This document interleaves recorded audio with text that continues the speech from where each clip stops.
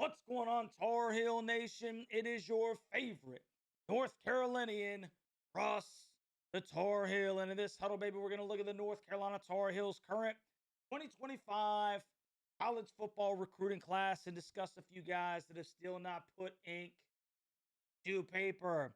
But first and foremost, man, I think it's very important to understand this. Most Tar Heel fans know Carolina is in the midst of a head coach search after the firing of Hall of Fame head coach Mack Brown.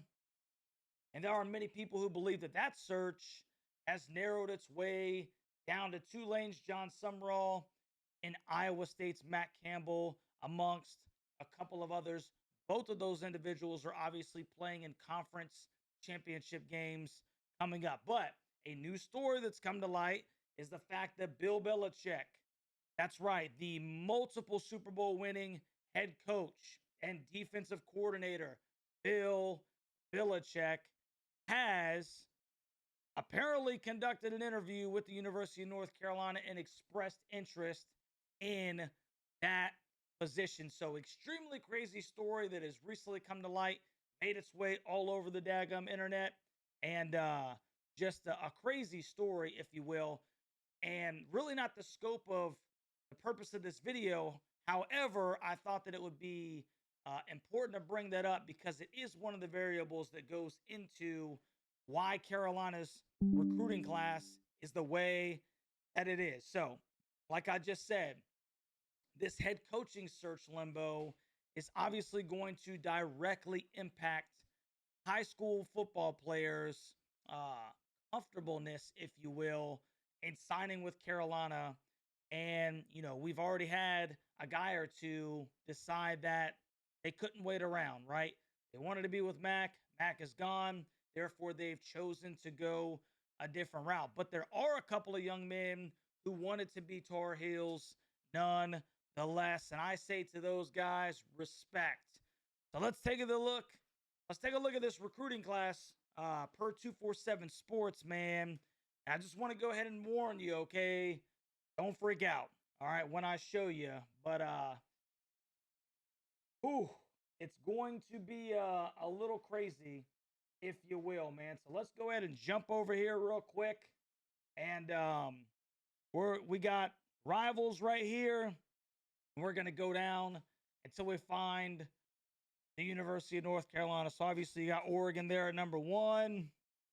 You got Miami leading the Atlantic Coast Conference right here at number 13. Keep going down. Keep going. You got Florida State at number 24. SMU at number 29. Duke at number 31. Clemson at number 33. Syracuse at number 36. Pitt at number 43. NC Fake, number 47. Virginia at 49. Still no Carolina. Still no Carolina. Louisville at 66.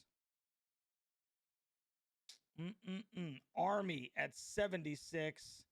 And look, there my boys are right there at number 82 in the country. And that's just with the 9 total commits. So let's check out what we've got thus far for the University of North Carolina. And I just want to go here real quick and we'll look at some of the guys that have already signed. We got Damon June Jr., running back out of Jacksonville, North Carolina. Evan Haynes, 3-star wide receiver out of Roswell, Georgia.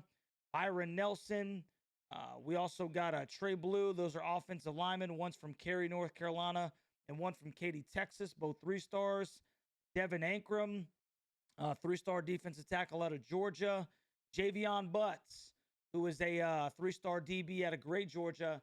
I think Carolina was able to salvage Javion because Georgia Tech made a late push, as you can see right here with the future cast. But my guy signed with the University of North Carolina today, or yesterday, excuse me, if I'm not mistaken. And then you got Camden Loudenslager, who is a 3-star defensive end out of Owings Mills, Maryland. Now, these 2 guys at the bottom, Austin Alexander and Bryce Baker. I'm not really familiar exactly with what Austin is doing right now, but Bryce has said that he will not sign in this early signing period, as he's obviously visited every Carolina home game. He even made the trip down to Florida State. And let's just say that I believe wholeheartedly this kid he wants so bad to be a Tar Heel, but obviously he's got to make a very wise decision for himself because, quite frankly, Bryce Baker is an extremely talented quarterback, and I think he just took a trip up to Penn State. So, I would imagine that he's going to be a Tar Heel unless we just royally screw up this head coaching search, man. And so it's good news. Kudos to Bryce for kind of trying to sit this thing out for a second and wait and see what the Heels do at the head coaching job, man. So with the couple of guys we got, 82nd ranked recruiting class in the entire country. And that's with the 9. That's if a guy like Bryce Baker signs, because we've only got those 7 that have signed at this point. So that's very interesting. And, you notice how there's no 5 stars or 4 stars in there, right? Bryce Baker would be a 4-star, but he has not yet signed his name on the dotted line, man. So that is the one really lone bright spot for this Carolina recruiting class is, can they sign the 4-star quarterback Bryce Baker? And once again, he is awaiting to see what the head coaching situation is going to be. And, all that to say this, whoever is going to be named the new head coach of the University of North Carolina, they will have to be extremely aggressive in the transfer portal, as this is going to be probably one of the worst recruiting classes in Carolina history, right? Like, at least in a long, long daggum time, man. So, you know, some stuff that's come out. North Carolina is losing a couple of guys right now in the transfer portal. And, that includes quarterback Connor Harrell. I had a great conversation with his dad a couple of months ago, man. I wish nothing but the best for that young man and his family. His father is an outstanding individual. I hate to see him go, but I completely understand why Connor needs a change of scenery. Caleb Hood, man, running back. Um, Often injured, and I really did, man. I thought this kid had a ton of talent. He just could not stay healthy. So Caleb has decided to enter the transfer portal. We have Zach Greenberg, who has decided to enter the transfer portal. Jordan Louis, running back, and additionally Eli Sutton, who was a former 4-star offensive lineman, has decided to enter the portal. Now, uh, looks like it's going to be an extremely heavy year for the portal, and that opens up December 9th through the 28th. And then there will be another window that opens up in the spring where there'll be, after spring and everything, people will be able to put their names back in there once they figure out that maybe they're not going to get the burn that they anticipated. And this is completely off topic, but I thought it would be worth noting that the Atlantic Coast Conference, and let me see if I can pull this up real quick, because I think this is extremely interesting and telling. I don't know if I can pull. Yep, I sure can. I sure can. I want you to notice right here, the University of Miami has the #1 recruiting class right now in the ACC, followed by Georgia Tech, Florida State, right?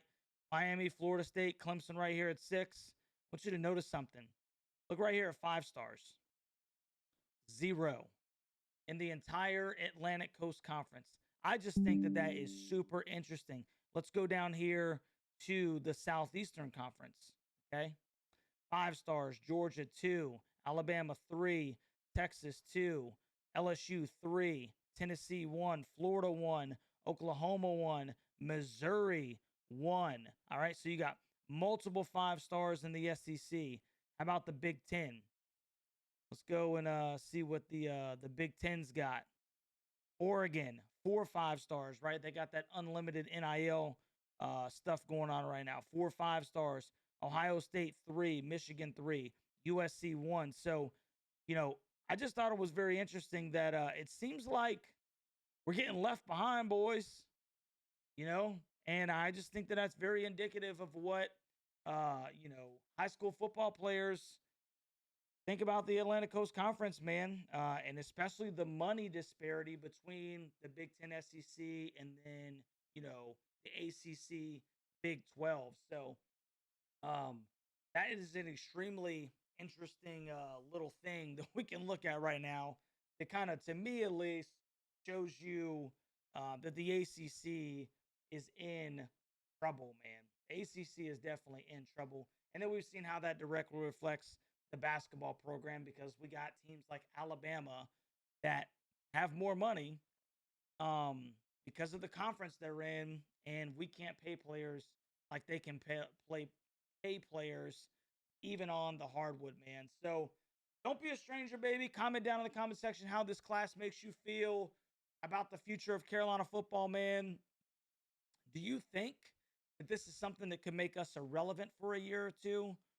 Or do you think that the transfer portal with a new coach kind of erases the impact that having a bad signing class has on a program, or that it would have on a program, maybe a decade, 2 decades ago, man? I'm genuinely interested in your opinions, Tar Heel Nation.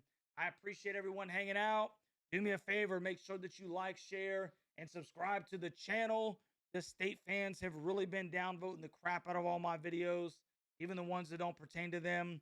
They are petty like that. So help a Tar Heel out and offset the hate by hitting that like button for me, man. And don't forget, baby, it is always a great day to be a Tar Heel. See you on the next one, Tar Heel Nation.